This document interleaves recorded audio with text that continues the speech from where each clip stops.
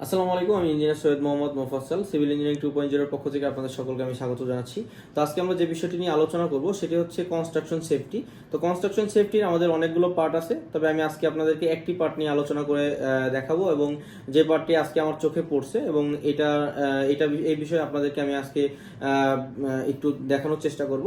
তো আমরা সাধারণত কনস্ট্রাকশনের সময় আমরা যে রড কাটি, রড কাটার যে মেশিন ব্যবহার করি, আগে এই মেশিন যখন ছিল না তখন আমরা আমাদের এক ধরনের হাতুড়ি এবং সেনি দিয়ে আমরা এই রডগুলো ম্যানুয়ালি এই রডগুলোকে কাটা হতো। তো এখন যেহেতু মেশিন আবিষ্কার হয়েছে এবং এই মেশিনের মাধ্যমে ব্লেড দিয়ে আমরা এই রডগুলো কেটে থাকি, তো আমরা যখন এই রডগুলো কেটে থাকি তখন দেখা যাচ্ছে যে আমরা যখন মেশিনটা কিনে নিয়ে আসি তখন মেশিনের উপরে আমাদের একটা ঢাকনা থাকে, ব্লেডটা যেখানে সেট করবো ওইখানে একটা ঢাকনা থাকে।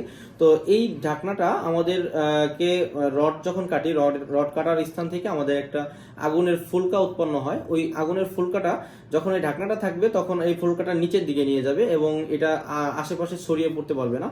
আর যদি আমাদের এই ঢাকনাটা না থাকে সেক্ষেত্রে হচ্ছে আমাদের এই আগুনের ফুলকাটা চারদিকে ছড়িয়ে পড়তে পারে এবং এটা যে আমাদের যে মিস্ত্রি অথবা যে দক্ষ কারিগর যে কাটে তার চোখে লাগতে পারে, হাতে পায়ে লাগতে পারে এবং ওইটা থেকে একটা দুর্ঘটনা ঘটতে পারে। যদি আগুনের ফুলকাটা দেখা যাচ্ছে চোখে লাগে তো চোখে একটা দুর্ঘটনা ঘটতে পারে, এবং আশেপাশে যদি কেউ থাকে তার কোনো প্রকার দুর্ঘটনা ঘটতে পারে, অথবা যদি কোনো আশেপাশে কোনো প্রকার বিদ্যুতের লাইন ওপেন থাকে, বিদ্যুতের সকেট টকেট থাকে, এই ধরনের অবস্থানে যদি আমাদের ওই আগুনের ফুলকা যায় সেক্ষেত্রে আমাদের এখানে একটা দুর্ঘটনার সম্ভাবনা থাকে।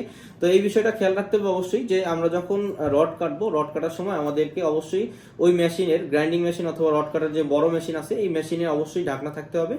ঢাকনাটা থাকলে সাধারণত আমাদের এই দুর্ঘটনার কোনো সম্ভাবনা থাকে না।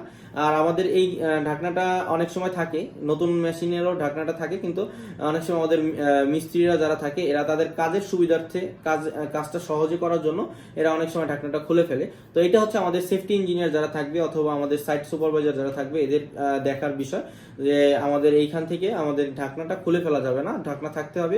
যদি ঢাকনার কোনো প্রকার সমস্যা দেখা যায় ওইটা মেরামত করে প্রয়োজনে হলেও কাজ করতে হবে, কারণ হচ্ছে একটা দুর্ঘটনা যখন ঘটবে তখন একটা যে কাজ করে যার যে দুর্ঘটনায় পতিত হবে তার পরিবারের অনেক বড় একটা ঝুঁকি এবং অনেক বড় একটা ক্ষতি সম্ভাবনা থেকে থাকে।